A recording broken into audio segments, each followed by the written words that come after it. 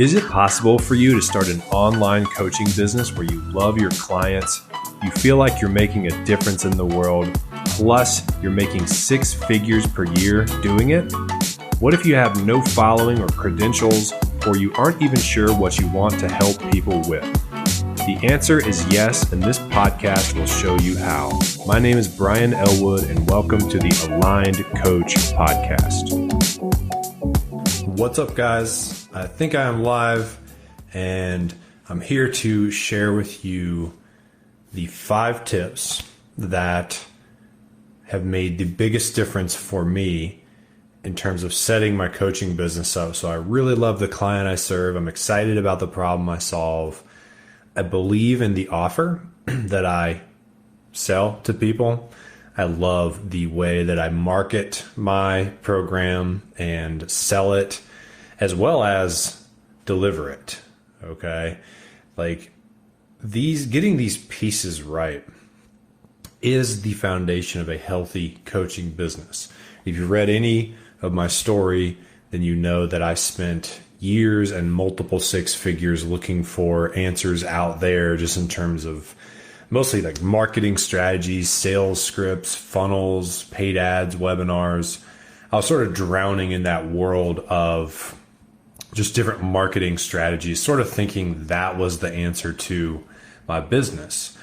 And I was basically in a place where I had shiny object syndrome. I was starting and stopping stuff all the time. I was kind of drained by my business. I was sort of tired of coaching in the niche that I was in, which was real estate, and just getting to the point of being fed up and being like, I don't know how much longer I can do this. I don't see myself doing this for another 5 years. And that's a pretty bad sign. And it wasn't until really in the last year or so that I had the set of epiphanies or insights that I'm going to share with you today that were so big and so groundbreaking that I changed my entire business, rebuilt my entire business from the ground up. And I'm probably 20% of the way through writing a book which details everything that I've learned as a coach and what's important and what is not. That's how inspired I felt by the things that I've learned. And so I want to share those things with you today in this video, just at a high level, because there's a lot to each one, but I want to help you set your coaching business up right, because it's so easy to just see something like, Facebook groups will help you with your coaching business. And then all your energy goes into building this Facebook group. And then a year later, you look up and you might have made some money, you might have made some progress, but you realized, you know what? I hate going live every day. Facebook groups are not like a marketing strategy that's really in alignment with my personality. And to be honest, I'm kind of more interested in mindset, and I'm tired of teaching people how to invest in stocks. And I kind of want to work with a different client. There's a different person that gives me more energy. Then, and I want a different lifestyle. I don't want to have to work 12, 15 hours a day anymore and send cold DMs and make this business work. And so you realize that foundationally your business is not set up the right way. And that idea of starting a Facebook group really had nothing to do with your coaching business and the foundation of what makes it healthy and what makes you really excited to wake up and run it every day. And then it also gives you the lifestyle you're after. So I want to go over what are the big 5 steps to setting your coaching business up so that it's in alignment with who you are, okay? Because the business is you, and the business is yours to set up the way you want to set it up. And you don't need to listen to the outside noise. You do not need to compare yourself to anyone else. You need to pave your own way. Did you know that's how Elon Musk thinks? He does not think in terms of comparison. If he did, he would have started a automobile company that was run where the cars were run on gasoline, right? He questions everything and disrupts industries. And that's what you can do essentially by getting clear on what you want and saying, I'm going to make this work for me.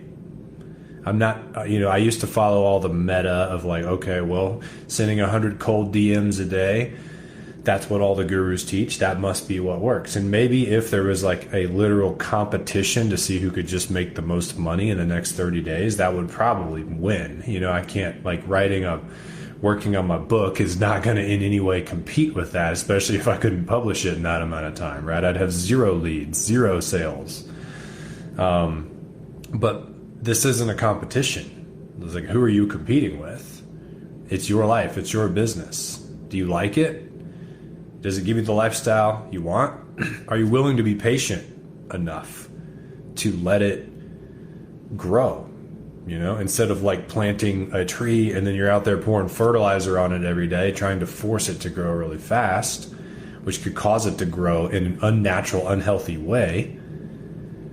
Some people just need to have more patience and be willing to build a business from the ground up the right way. You could build a house really fast, but I've lost more money in real estate on houses that had foundation issues than any other thing.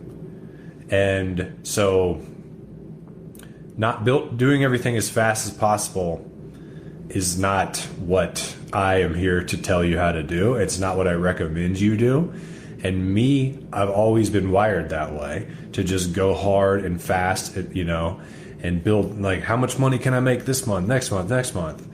That short-term thinking causes a lot of errors. And Sam Ovens, who's one of the gurus, that a lot of people learn from, including me, even sent an email out the other day stressing the importance of delayed gratification and saying that all the losers, the people who fail, are the ones that have short-term mindsets. They just are worried that I got to make 10K in the next 30 days. Okay.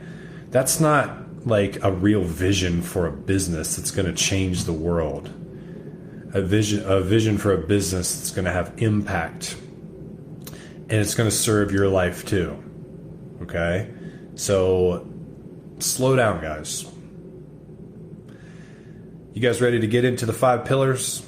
All right, I'm going to go over these. I don't know how much detail I'm going to go into each one but I really wish someone had just slapped me in the face like 6 years ago whenever I really became a coach and said, dude, do this. Don't go down that path. Don't listen to all that noise. Do this instead.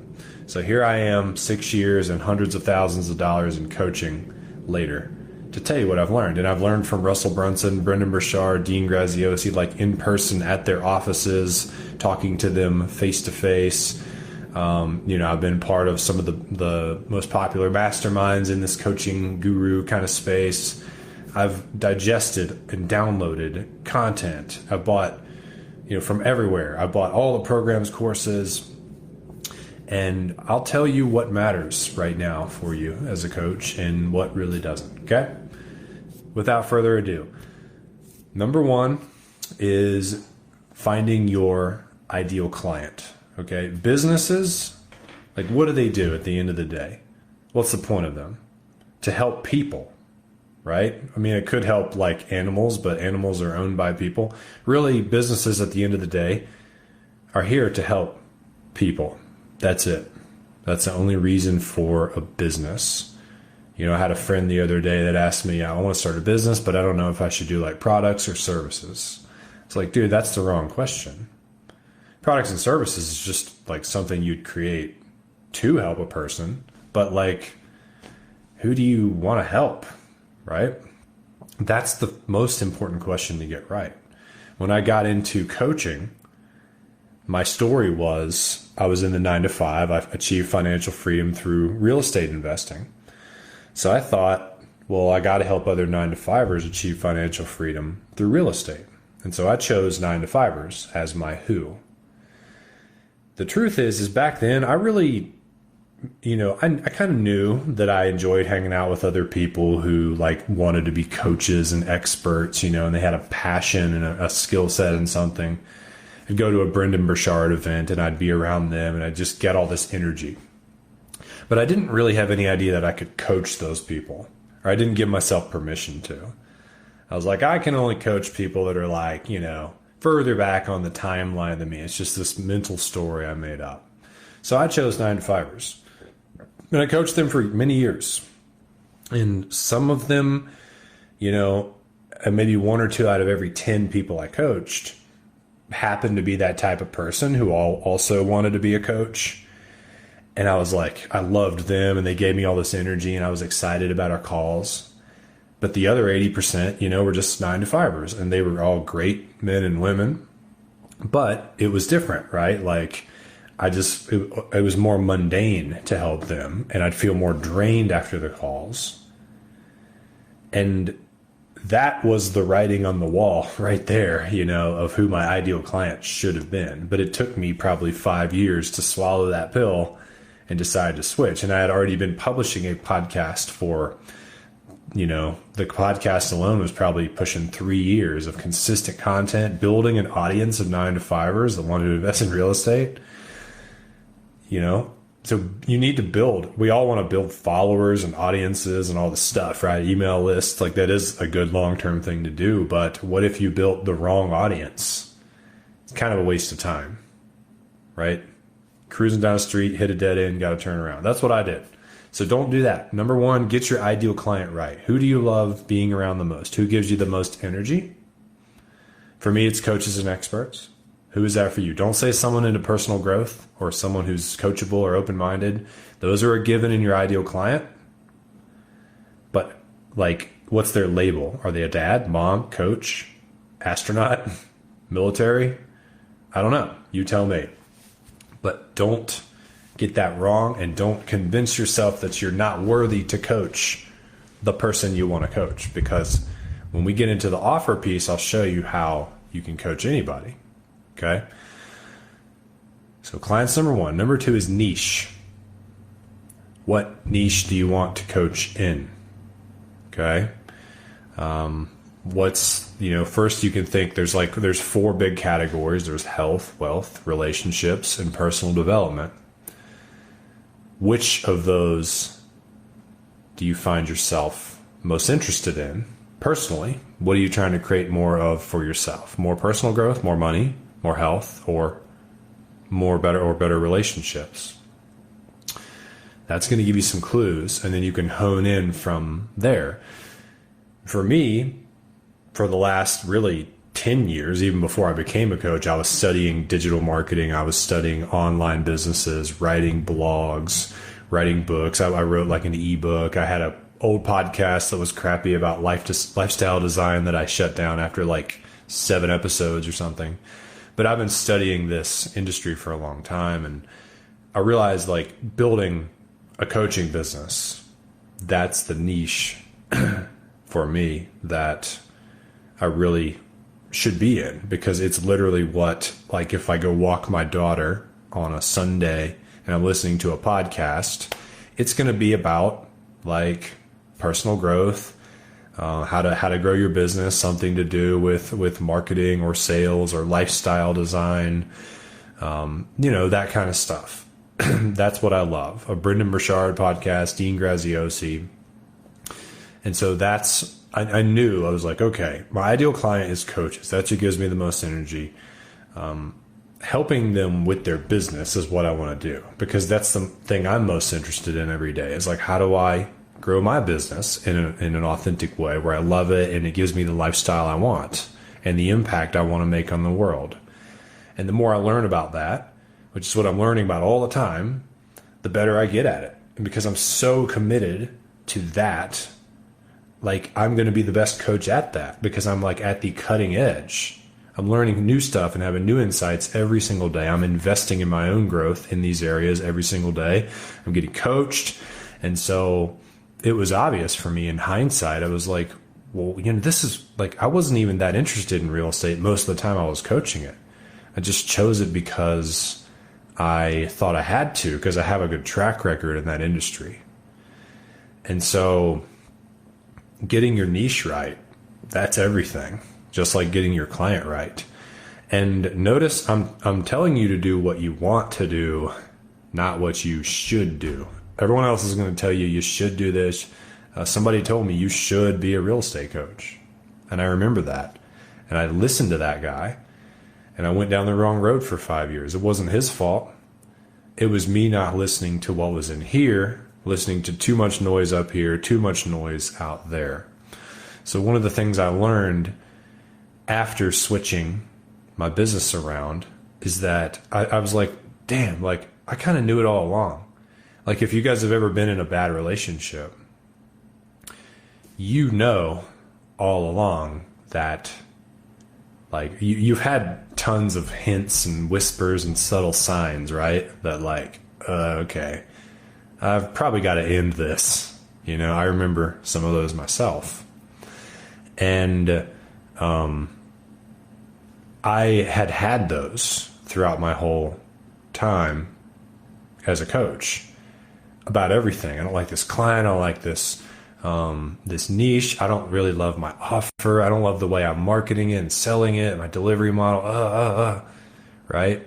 Like my intuition or my heart or my gut or whatever you want to call it was speaking to me, screaming at me loud and clear to change things.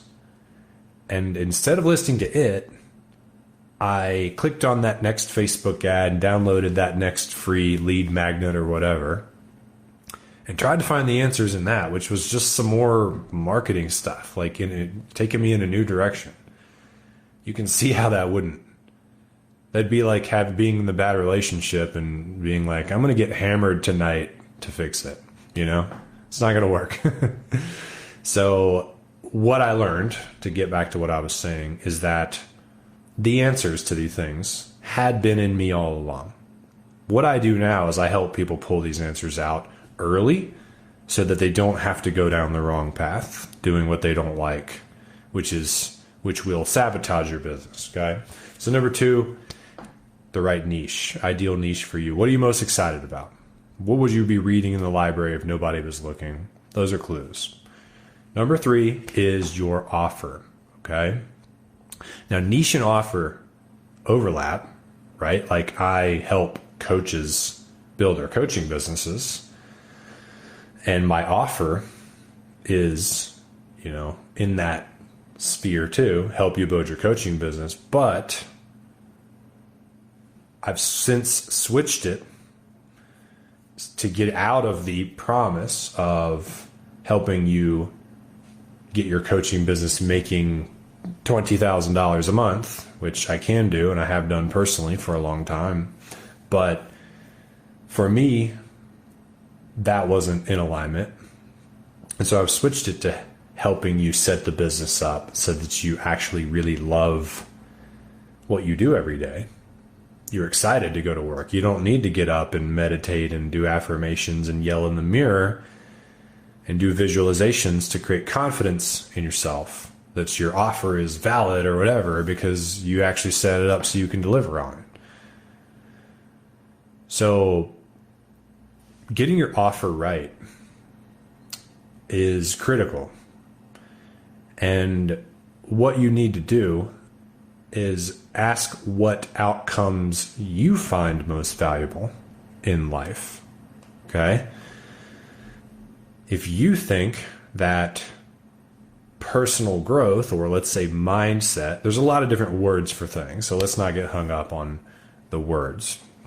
But let's say you think mindset and like personal development stuff is like the best outcome you can give somebody. Well, then if your niche, let's say it's coach, helping someone build a coaching business like mine is, then you'd probably be best served helping people, you know, use their mindset to improve their coaching business. Coaching coaches on mindset so that they can grow their business, right? If money is your main thing, then that would be your offer. For me, what matters to me most is I like waking up and coming to work in a business that I'm really excited in. And then I like to go hang out with my family and go rock climb and snowboard like I'm going to tomorrow. And I love writing, and that's about it. Okay. And so my offer, you know, low key pitching you guys here, but my offer is that exact thing. I help people build a coaching business that they love showing up to, that they love working in. It does not feel like work. They have a ton of energy and alignment with it. And it gives them the money and the freedom to go do the other things that they want to do in their life. Okay? So when you're thinking about what outcome will I promise people, think about what outcome you value the most, because that's going to be the one that you're the best at selling, the one you believe in the most, the one you're going to be the most motivated to get that megaphone, that marketing megaphone, and get it out to the world.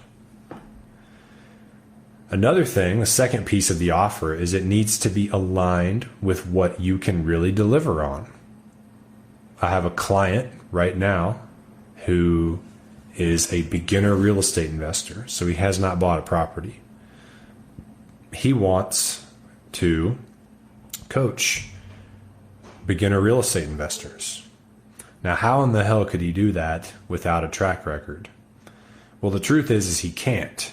He can't if he wants to promise that he would help them buy their first deal or 10 or whatever if he's never done it. I'm sure there's some ways you could slice that pie, but I don't really believe in that. I think someone should have gotten the outcome before they help other people do it. So what we did is we looked at the big outcome of I want to have a portfolio of properties, which he does too. And his ideal client is that same person. It's him. And we said, well, what pieces of that outcome, what are the pieces that make up that outcome? One of them is picking a great virtual market to invest in, where you can get a house for 30 grand, and rent it for 800 a month, where it's not crazy competitive.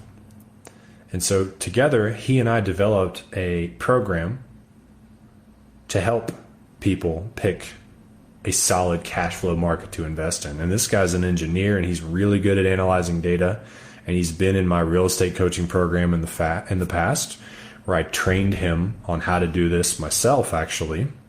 And then he went out and did it successfully and identified multiple really good markets. And he really knows how to do this now. And so we packaged that one outcome up for him. And now he's ready to go out and sell that. We just got done with this week. And he feels a high level of confidence in his ability to deliver on that one piece of the puzzle. And he doesn't have to act like he's someone he's not. He doesn't have to lie and say, I'm a successful investor. So can you really deliver? And if not, how can you strip down and find a healthy entry point into the niche you want to coach in? And then from there, you can broaden that offer. As he gets 5 or 10 properties, he can start teaching people the whole shebang. Make sense? So do you love the offer you create? Are you aligned with it? And do you have confidence in delivering it? 2 huge things I see that you need to get right. That's number 3. So we got client, niche, offer. Number 4 and 5, I'm going to go through pretty fast because they're not as deep, but 4 would be marketing and sales. So the way that you market and sell your coaching business. I, for the longest time, was just cold DMing all these people and getting on calls and following like my script. Like I'd have like the Google Doc printed out, and I'm on the call and I'm like scrolling down, trying to find the right question to ask, or, just like using marketing techniques that I didn't really love. And that causes a lot of friction, a lot of procrastination in your business.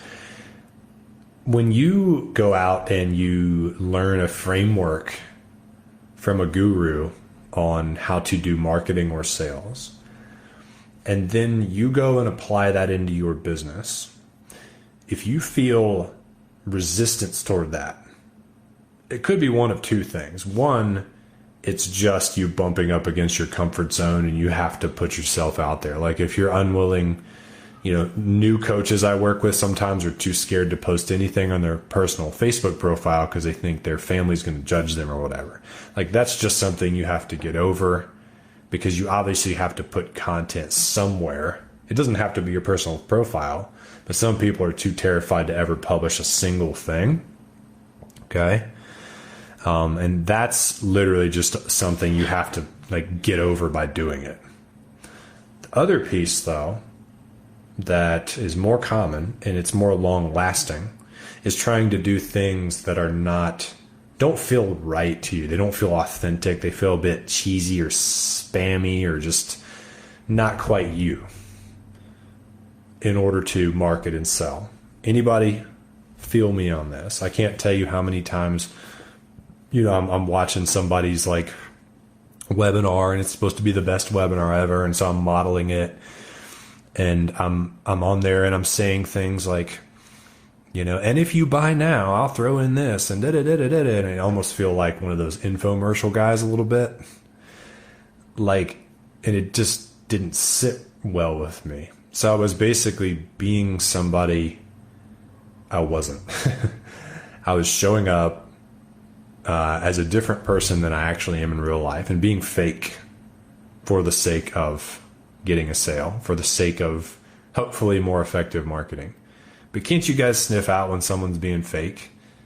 I mean, you as a human have a built-in tool, and it's called your BS detector.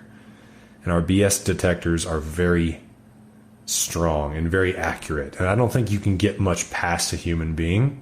And so that's just another reason to be authentic, is it's going to cut through all the noise of all these people trying to be fake. So when it comes to marketing and sales, I like writing.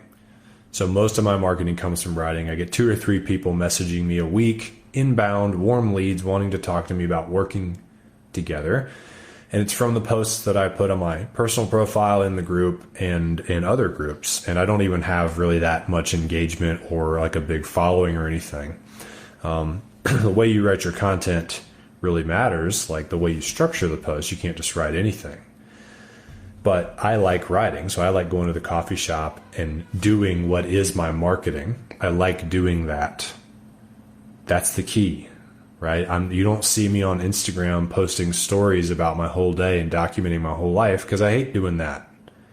And so I'm not giving in to everyone who says, well, you got to do that to succeed. No, you don't. There's plenty of people who built their whole career on the back of a bunch of books they wrote. And that's one of my next steps too, is I'm working on my next book. Will it take longer? Probably. But do I care? No. I would rather it take so long that I ran out of money and had to go get a job than do things that I hated or were inauthentic to me in order to make it work faster and make money faster. Because we all do need to pay our bills, right? But you don't have to make your marketing and sales complicated and be all over the place. You don't have to do all the stuff that you hate. You don't have to do anything you hate. You can't be totally ignorant and ignore all best practices and write some terrible stuff or do nothing at all, obviously. So there's some rules to this. But I'm just telling you that you can be authentic with your marketing. Your sales process can be genuine. I don't ask people a bunch of questions that pigeonhole them emotionally. I just see if it's a good fit for them or not. And they know exactly what the outcome is. So they don't have as many questions or objections. Number 5 is delivery model. Not a huge thing. This is probably the easiest one to get right or to change if you need to change it. But it's just like, if you're drowning in one-on-one coaching and you've been coaching for a long time and you don't have any time to spend with your family, then why don't you pivot to coaching people in a group and using an online course to do the teaching pieces for you, and you just do Q&A, and it cuts your workload down. Like, I had a client who was working 30 hours a week with one-on-one clients, and he got down to 5 by switching everything to a group. And so that allows you to have the lifestyle, right? And pricing is another part. Pricing and delivery is really what I should have called number 5. Because if you're selling like low ticket stuff, it's going to be really hard for you to make enough money to go and live the ideal lifestyle you want to live. So getting the pricing right really helps you serve just a small number of clients at a higher level, higher price. You need less clients. You have less work to do overall. You still make enough money and you have more time. Okay, so pricing and delivery is number 5. And that's really just in alignment with, does it give you the lifestyle Like, can you work the amount of hours you want to work and then go do what you want to do? Because as much as I love work, I get tired of it. I love pizza, but I can't eat the whole thing, right? I get sick if I try to eat a whole pizza. So too much of a good thing can be bad in this instance. And so you don't want to just work more and more and more. You want the business to produce what you need it to produce in the amount of hours you want to work. So if you only want to work 20 or 25 hours a week and you want to make $100,000 a year, you totally can do that. But your pricing and delivery has to be in alignment with that. You're just not going to do that selling like a $97 program or like filling up your whole calendar with too many calls, and too many sales calls could be taking you over your hourly quota too. So I hope this helps, guys. I hope this video has really helped you. When you get all these things into alignment, what that will look like for you is having a 10 out of 10 level of excitement to wake up and go and work to grow your coaching business every day. Excitement for that moment when your client pops on that other end of the Zoom call and you see their face and you're like, I love that type of person. I can't wait to help them today. And excitement for your niche, because you're like out there and you're learning and you're listening to podcasts, and then you can't wait to turn around and share what you've learned with your clients, and you're just totally in alignment. You're committed to that industry. It means alignment with your offer. Okay. So having 10 out of 10 confidence that I can get this outcome for you, and 10 out of 10 belief that you need this. Like, I don't know if you guys can feel that, but I have those levels of confidence and belief, and it didn't come from me becoming more. It came from me promising more authentically what I can and cannot do for you. Okay. So like getting clear on what your personal gifts really are and what you want to get out to the world, what's on your heart, that becomes your offer. And then the marketing and the sales feel like play, feel like fun. I sit at a coffee shop, I write, I love it. I'm an introvert type person, and that becomes how I get warm leads messaging me every week instead of me messaging them. And then the delivery model will have you living the ideal lifestyle you want. That is what an aligned coaching business looks like when you get all these pieces right. Cool. So everything I've covered in today's live is exactly what I teach people in my 6-week workshop. I have a 6-week workshop where you work with me one-on-one, and I help you. If you're a burned out coach, if you're, looking to pivot and identify this aligned coaching business for you instead of going down the wrong road for years, I help you identify what those things are and build that business together with you on the right foundation, and give you all the tools to go out and market and sell and deliver. And it's 6 weeks. You work with me one-on-one, one call every single week. I give you detailed assignments in between the calls. It's very structured. It's an intense program, so you better show up, be prepared to work. To be the best fit for this program, ideally, you will already be making 6 figures as a coach, or be successful as a coach on whatever your terms are.